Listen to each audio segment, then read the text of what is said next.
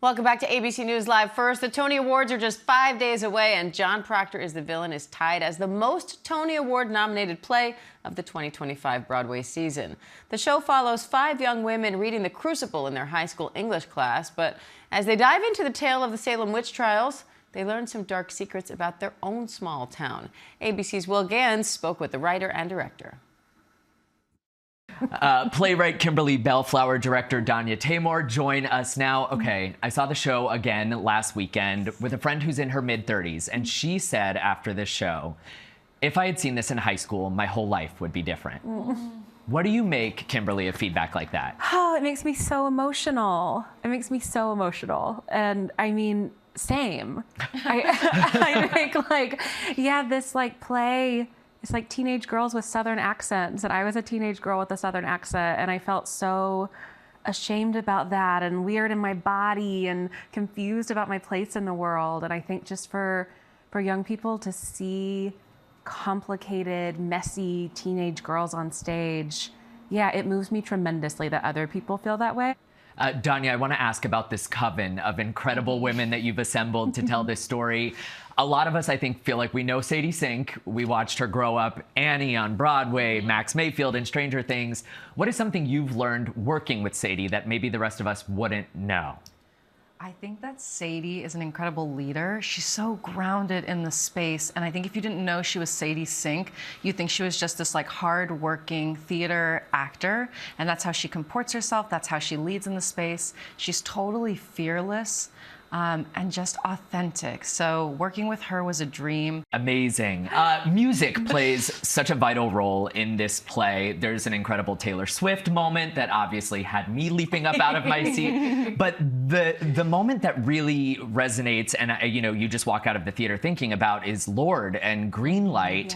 Yeah. What does this song mean to you, Kimberly? And how did you convince Lord to let you use it on Broadway? Yeah, the song means everything to me. I remember where I was the first time I heard it. I remember what I felt in my body the first time I heard it. Like both sonically and lyrically, what it is to like be a person, to be an artist and go through something painful or traumatic and reach the other side and know that you're gonna use that pain to like make something beautiful. Yeah, so and I think that that's what is happening in that final scene. We see these girls who have been through so much celebrate each other and show up for each other in this really defiant, brave way and like make something from the pain that they've gone through. And you wrote her a letter? I did, yeah. Saying all of those things. Saying all those things, being like, yeah, this is what your song means to me. This is what your song means to my characters. This is the moment in the play that it comes in. This is why it has to be this song. It's never been another song in any other draft. It never can be another song.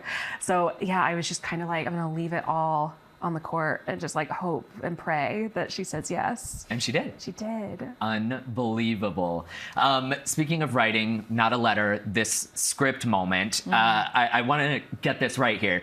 There's a scene when a boy in the show named Lee flips a desk, and any other script I've ever read would just be like, Lee knocks over a desk. However, Kimberly writes, Lee shakes his head to himself, then he pushes over a desk kind of violently. It makes you think about all the casual violence you've witnessed and excused. It makes you think about how many times you've heard, boys will be boys. Danya, as a director, what is it like being given that kind of text to work with?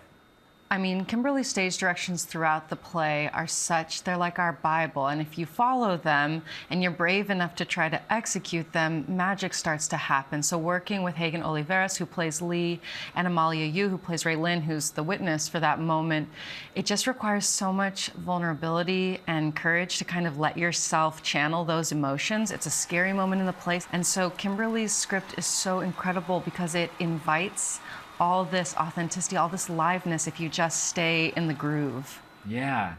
I want to take a quick trip, forgive me, down memory lane. Kimberly, you and I became friends in our early 20s, 13 years ago. I have this visceral memory of being in your apartment and we opened the refrigerator door and danced around the kitchen in the refrigerator light. That's so beautiful. There we are. Oh no! Yeah! And it was such like a moment where I was listening to Taylor Swift's lyrics being like, this is someone giving language to an experience that I didn't have language for. Yeah. How does it feel now, 13 years later, being the person giving language to experiences that young people may not have had already? This is so rude. You're being so rude. Oh my God. No, it makes me so emotional. It this is what I've always wanted to do. This is what you've always wanted to do. And we're doing it. And to kind of zoom out of yourself and think about that is kind of more than I can take.